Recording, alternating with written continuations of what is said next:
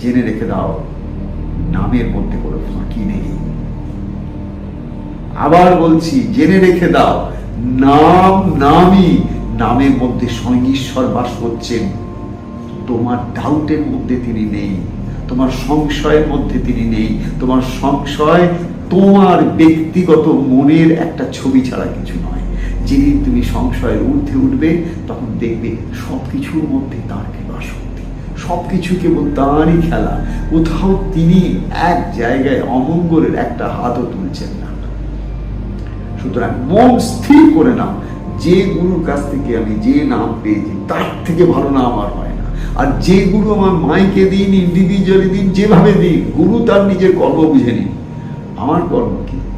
আমার পথ একটাই, আমি যেটাকে পেয়েছি তাকে মন প্রাণ দিয়ে ভালোবাসি, মন প্রাণ দিয়ে সেবা করি। অহোরাত্র সেই ছোট্ট বীজটার মধ্যে একটু একটু করে জল দিতে থাকি, যাতে করে আজ নয় কাল তার মধ্যে একটা ছোট্ট চারা একটা বেরোয়।